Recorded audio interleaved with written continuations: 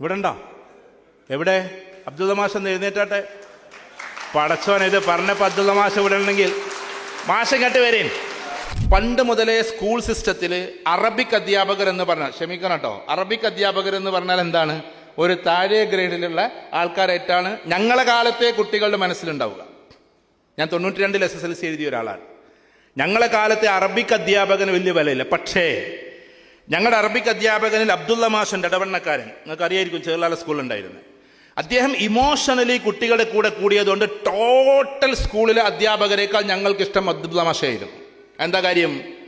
എനിക്ക് നല്ല ഓർമ്മയുണ്ട്, ഒരു കുട്ടി ബസ്സിന്റെ ചുവട്ടിൽ കിടന്നിട്ട് ചതഞ്ഞരഞ്ഞ് മരിച്ചിട്ട് എല്ലാവരും ഇങ്ങനെ നോക്കി നിൽക്കുക. പരപ്പിൽ എന്ന് പറയുന്ന ബസ്സായിരുന്നു, കുട്ടി അതിൻ്റെ ഉള്ളിൽ കിടക്കുകയാണ്.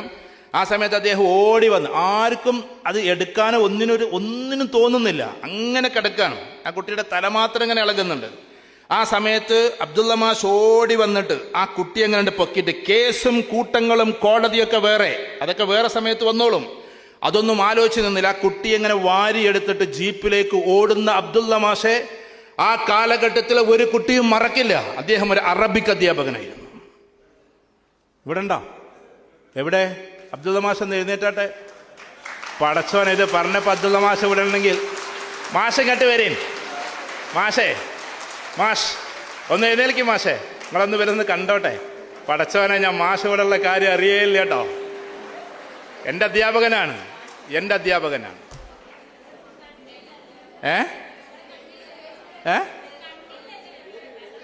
നിങ്ങൾ കണ്ടില്ല? അബ്ദുള്ള മാഷെ കാണാൻ ആഗ്രഹമുണ്ടോ? ഒന്ന് എഴുന്നേറ്റ് നിന്നാട്ടെ സാർ. ഇവിടെ ഉണ്ടായിരുന്നോന്നോ? ഇങ്ങോട്ട് വരണമെന്നാ പറഞ്ഞ്, ഇങ്ങോട്ട് വരുത്തിക്കണമെന്ന്. നിങ്ങൾ വരീ സാർ, വരീ മാഷേ, നിങ്ങൾ ഇങ്ങോട്ട് വരീ.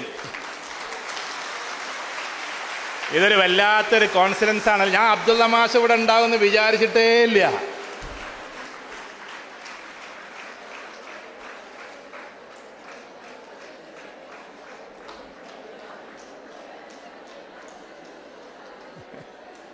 മാഷാ അല്ലാഹ്.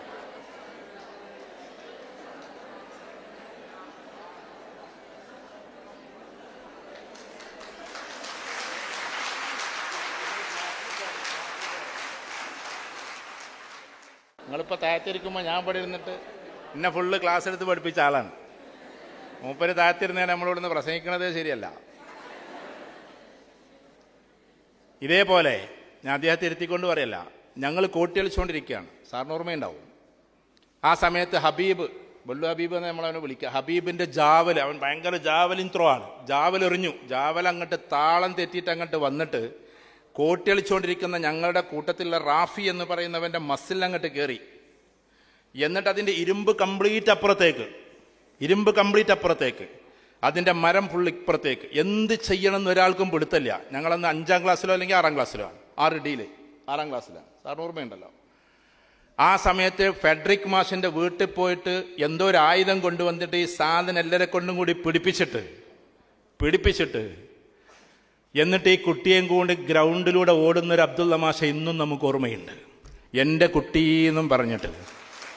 അതുകൊണ്ട് അങ്ങനെയുള്ള അധ്യാപകരെ കാലഘട്ടം ഒരിക്കലും മറക്കില്ല. ഇതൊരു പക്ഷേ ചരിത്രത്തിലെ ഈ അബ്ദുള്ള മാഷെ പറ്റി ഞാൻ പലയിടത്തും പറഞ്ഞിട്ടുണ്ട്. പക്ഷെ അബ്ദുള്ള മാഷ് സദസ്സിൽ ഉണ്ടായിക്കൊണ്ട് ഞാൻ ഇതുവരെ പറഞ്ഞിട്ടില്ല.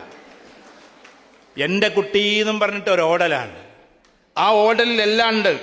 അവിടെ പിന്നെ ലാത്തക്കാഫി എന്ന് പറയുന്ന പദ്യങ്ങളല്ല, നഹ്ന മുഹ്താജുൻ ഫിറാഖി എന്ന് പറഞ്ഞൊരു കവിത ഉണ്ടായിരുന്നു. അതൊക്കെ പഠിപ്പിച്ചത് ഞങ്ങൾക്ക് അധ്യാപകൻ അബ്ദുള്ള മാഷ് തന്നെയാണ്. ഇന്നേ വരെ ഞാൻ അദ്ദേഹത്തെ ഇരുത്തിയിട്ട് പറയില്ല, ചേർല സ്കൂളിലെ കുട്ടികളോട്, ആ കാലഘട്ടത്തിലെ കുട്ടികളോട് ഏറ്റവും പ്രിയപ്പെട്ട അധ്യാപകൻ ആര് എന്ന ചോദ്യത്തിന് ഹൈന്ദവരും മുസൽമാനും ഒരു മറുപടിയേ പറയൂ, അബ്ദുള്ള മാഷ് എന്ന് പറയുന്ന മറുപടി മാത്രം. ഞാൻ അദ്ദേഹത്തെ ഇരുത്തിയിട്ട് വാഴ്ത്തല്ല. കാരണം അറബിക് എന്ന് പറയുന്ന സബ്ജക്റ്റിൻ്റെ അപ്പുറത്തേക്ക് ഹ്യൂമാനിറ്റേറിയൻ ആംഗിളിലേക്ക് കയറിയിട്ട് തൻ്റെ മക്കളെ വേറൊരു കോലത്തിൽ കണ്ടതുകൊണ്ടാണ് ആ കാലഘട്ടത്തിലെ എല്ലാ കുട്ടികളും അബ്ദുള്ള മാഷ് 1ാം സ്ഥാനത്ത് വെച്ചിട്ടുള്ളത്. എൻ്റെ പ്രിയപ്പെട്ട ഇവിടെ ഇരിക്കുന്ന എല്ലാവരോടും ഈ ഒരു അവസ്ഥയിലൂടെ നമ്മളും ഉയർന്നാൽ മാത്രമാണ് ശരിക്കും ഒരു അധ്യാപകനാവുക. നമ്മൾ പാഠം പഠിപ്പിക്കുന്നവരാകരുത്. പാഠം പഠിപ്പിക്കാമെന്ന് 2 എണ്ണം. അന്നെ ഞാനൊരു പാഠം പഠിപ്പിക്കുമെന്ന് പറയുന്നതും പാഠം പഠിപ്പിക്കൽ തന്നെയാണ്. അവിടെ പാഠം പഠിപ്പിക്കലല്ല അധ്യാപനം എന്ന് പറഞ്ഞാൽ, പകരം കുട്ടിയുടെ ഇന്റലക്ച്വൽ കപ്പാസിറ്റി എത്രയുണ്ടെന്ന് അളന്ന് അതിനോട് നല്ല വേവ് ലെങ്ത്തുള്ള ബുദ്ധിയായി നമ്മൾ വളരണം. നമുക്ക് വയസ്സായി എന്ന് നിങ്ങൾ പറയരുത്. നമുക്ക് പ്രായമായി എന്ന് പറയരുത്. ഞാൻ ഒരിക്കലും വിചാരിച്ചിട്ടില്ല ഈ കൂട്ടത്തിലിരിക്കുന്നത് അബ്ദുള്ള മാഷ കാണണമായിരുന്നല്ല, കുറേ വയസ്സുള്ള ആളാണ്. എത്ര ഉണ്ടെന്ന് എനിക്കിപ്പോൾ അറിയില്ല. അത് റിട്ടയർഡ് ആയിട്ട് തന്നെ ഏകദേശം എത്ര കൊല്ലമായി, ഇനിയിപ്പോൾ സാറ് പറയും ഇപ്പം 10 കൊല്ലമായി, റിട്ടയർ ആയിട്ട് 10 കൊല്ലമായി. മൂപ്പരുടെ മനസ്സത്രയും ചെറുപ്പമായതുകൊണ്ടാണ് ഇപ്പോഴും അങ്ങനെ ഇരിക്കുന്നത്. ഇപ്പം നിങ്ങൾ ചിലപ്പം തോന്നി ഞങ്ങൾ ചിലപ്പം ക്ലാസ്മേറ്റ്സ് ആയിട്ടായിട്ട് ഉണ്ടാവും എന്നുള്ളതാണ്. പറ്റുമെങ്കിൽ നമ്മൾ കുട്ടികളെ വീട്ടിലേക്ക് വിളിച്ചിട്ട്, പറ്റുമെങ്കിൽ ഞാൻ ബാധ്യതയായിട്ട് പറയല്ല, നമ്മളെ കുട്ടികളെ വിളിച്ചിട്ട്, ടീച്ചേഴ്സൊക്കെ ഇത് ചെയ്യുന്നുണ്ട്. ഞാൻ നിങ്ങളെ വീട്ടിൽ എത്ര വന്നിട്ടുണ്ട് സാറേ, നിങ്ങളൊന്ന് പറയും. ഒരുപാട് വട്ടം വന്നിട്ടുണ്ട്.